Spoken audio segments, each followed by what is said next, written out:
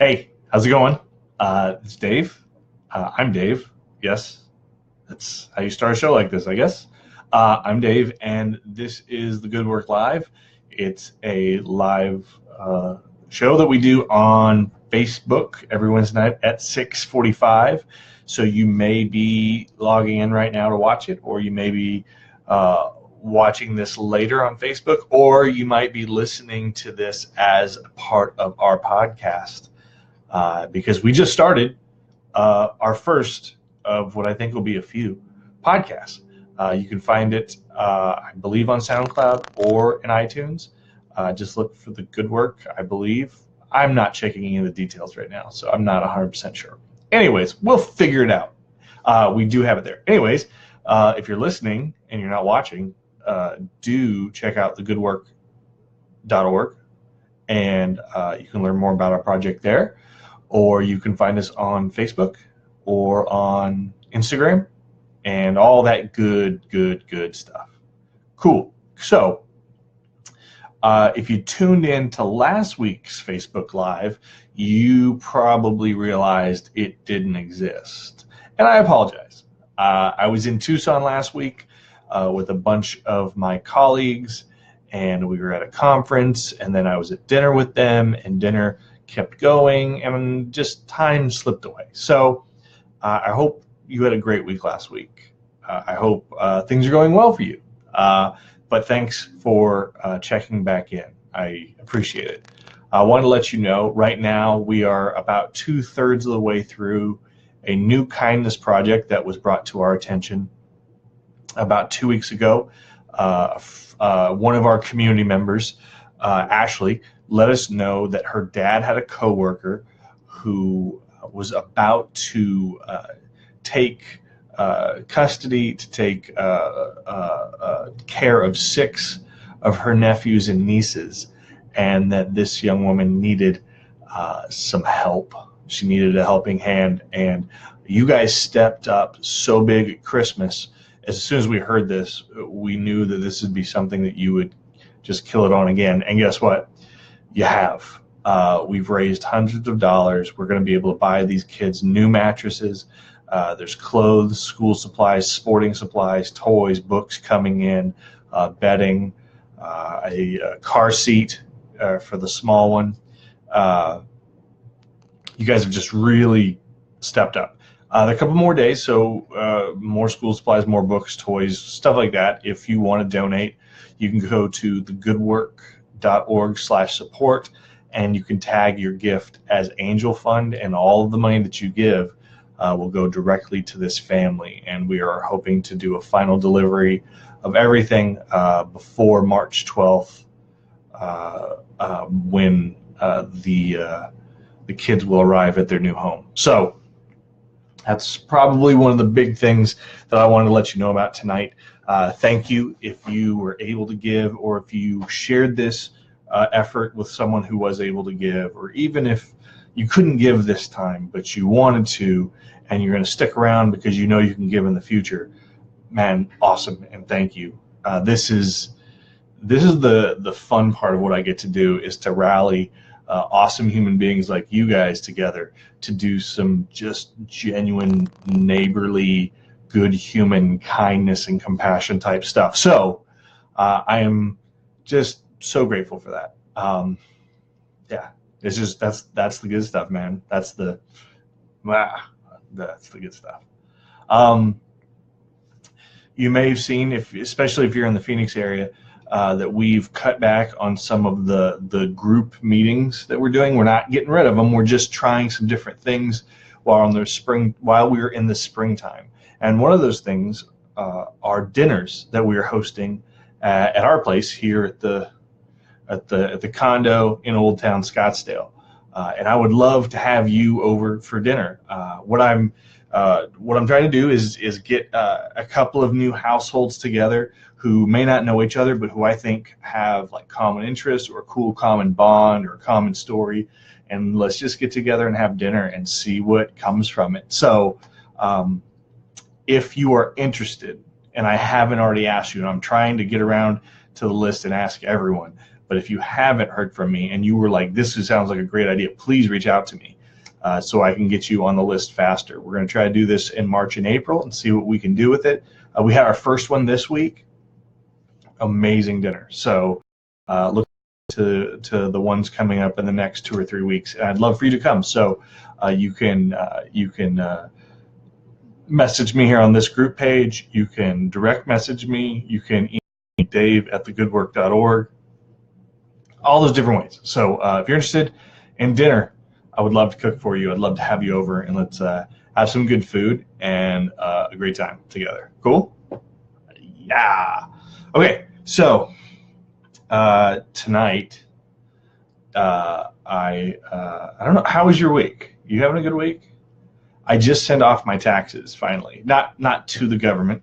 You never get done that early, but I sent it off, all my paperwork and stuff, to my accountant. And like, that's always like, as much as like I'm worried, I don't want to get that paper back from my accountant that says you owe $2,500 this year. I don't want that, but at the same time, that pales in comparison to just the stress of getting it done with, like handing over all the documents and filling out all the forms. And I'd rather know. I guess that's my thing. So I'm glad to have that done. That was kind of a big thing on my plate that I got done this week. I'd love to hear maybe in the comments something that you've gotten accomplished, or something that you've gotten done. I'm always interested to hear in like those little achievement markers that we cross. I think those are cool things to celebrate. So yeah, put down in the comments here what something you knocked out this week that you want to do, or something that you achieved, or something new that you're doing. Share. That's cool. That's the kind of stuff I love seeing too. So I hope your week has been productive. Wednesday nights, yeah, it's like the middle of the week, and I'm like, man, how much more do I have to do? How many things do I get to do versus things I gotta do? Yeah. So I thought tonight's a good night to, think about what I got done this week. I don't know, maybe you did some cool stuff too. I'd love to hear about it.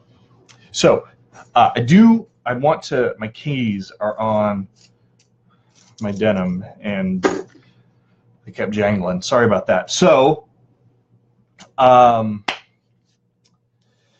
yep, I just looked at the comments and I sure shouldn't have done that. So tonight, I do want to tell you a story that has been meaningful to me for a couple of years, and I've told it sometime within the past 5 years in a public space, so there's an outside chance you've heard this.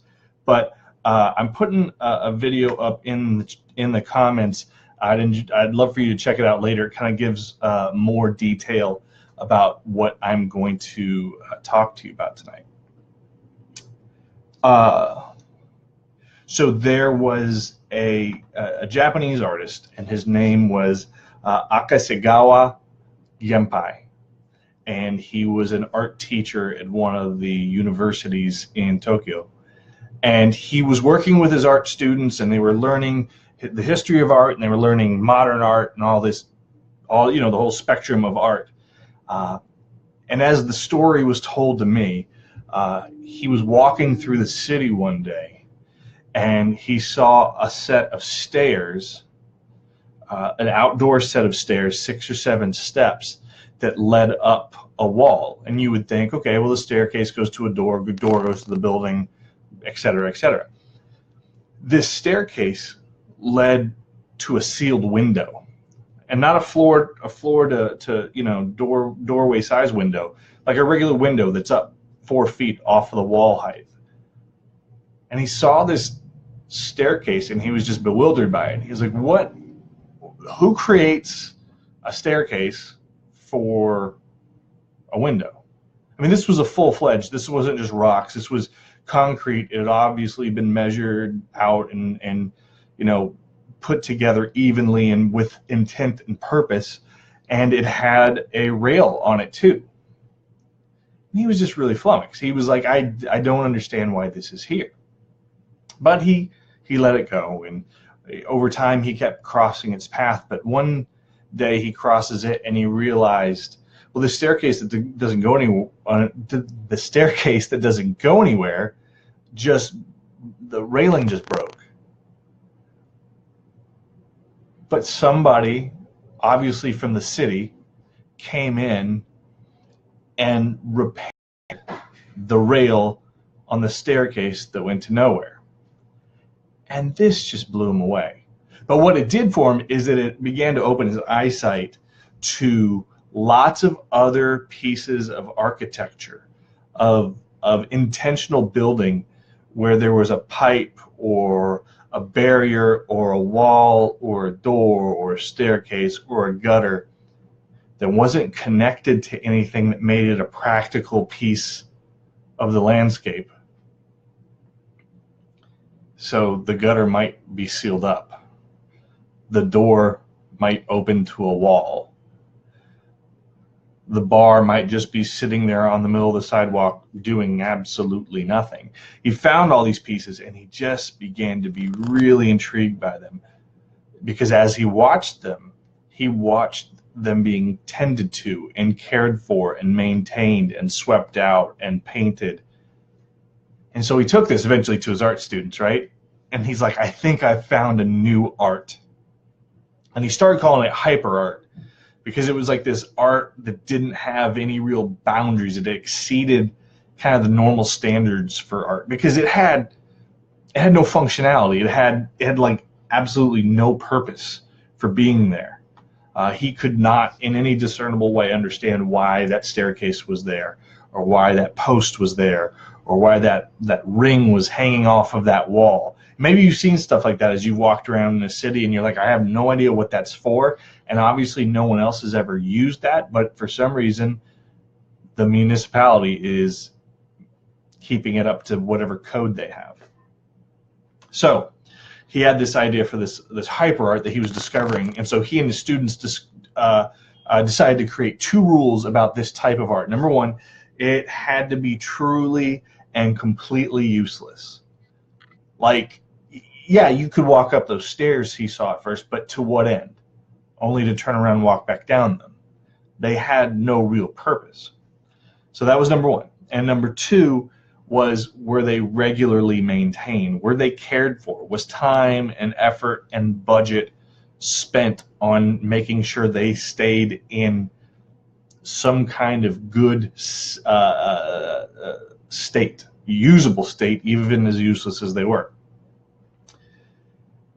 And they began to go around and they took their cameras out, or they took their sketch pads and they drew and they took photos and they compiled all over the city. And as they began to travel all over the world, these pieces of hyper art, these non-functional pieces of the city landscape that were continued to be maintained. Eventually, he decided hyper art was too general of a term and it didn't really describe what he was experiencing, he and his students were experiencing. So they named this type of art Thomason. Now the video will tell you in the comments, the video will tell you why it's Thomason, but it's such a great reason. I hope you do. I'm not going to tell you. I hope you watch that video. It's real short, like 3 or 4 minutes. I hope, and if you're listening on the podcast, bummer, man. Look up Thomason hyper art on YouTube, and you'll link to it right away. It's the same video. So I'm learning that there's this new medium that we're trying to integrate, and I have to think, oh, it's also non-visual. Cool. I'm gonna miss it sometimes, guys. So I'm sorry. Anyways, Thomason, this non-functioning, non-practical art. He was Genpai was so amused and enthralled by it, because this type of art goes against every type of like Western idea of capitalism. Why would you waste money on something that's non-functioning? Why would you waste city tax dollars on repainting a post that's just sticking out of the concrete that's not connected to anything else? Or why would you have your street cleaners go in and clean out this little gutter well that has no purpose at all because it was sealed up as soon as it was made?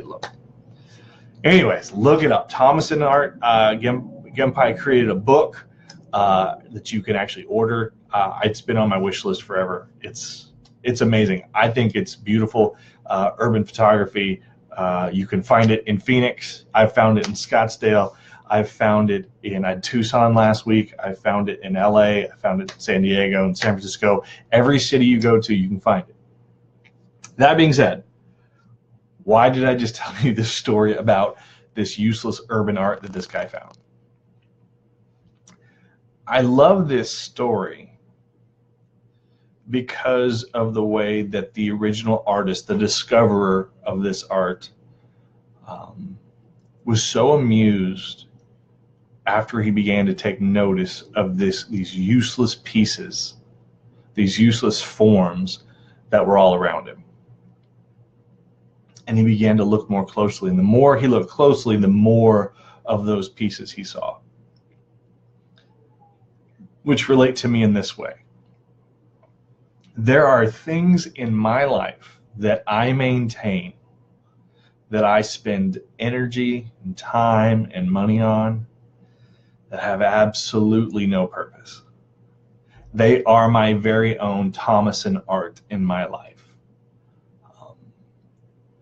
They are things that literally are there to take up time. And if I'm not careful, I won't notice them. And I will continue to feed into that system of maintaining these things that do absolutely nothing for me in my life. But if I become disciplined, and if I become a little more aware of what's going on, if I take my time seriously in my week, if I realize that my time is on a budget, my emotional gasoline tank's on a budget, my actual finances are on a budget, then I have to look at these pieces in my life and say, is there value there?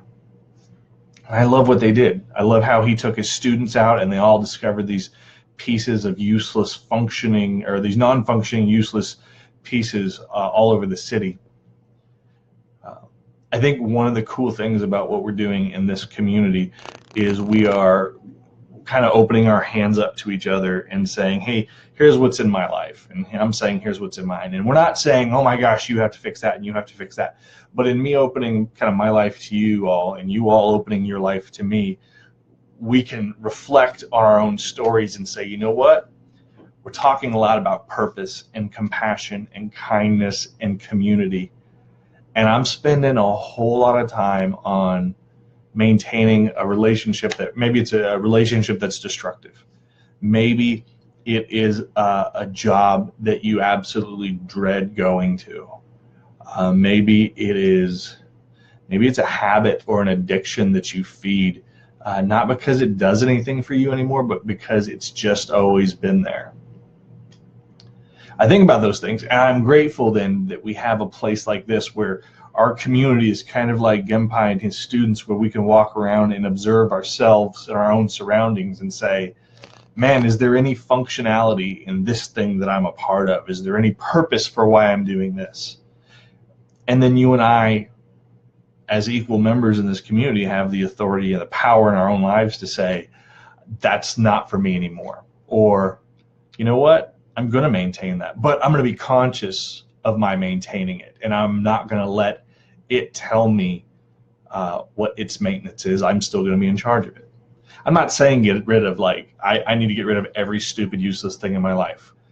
I play video games. There's not a reward for me playing those things, but I play them because it's fun.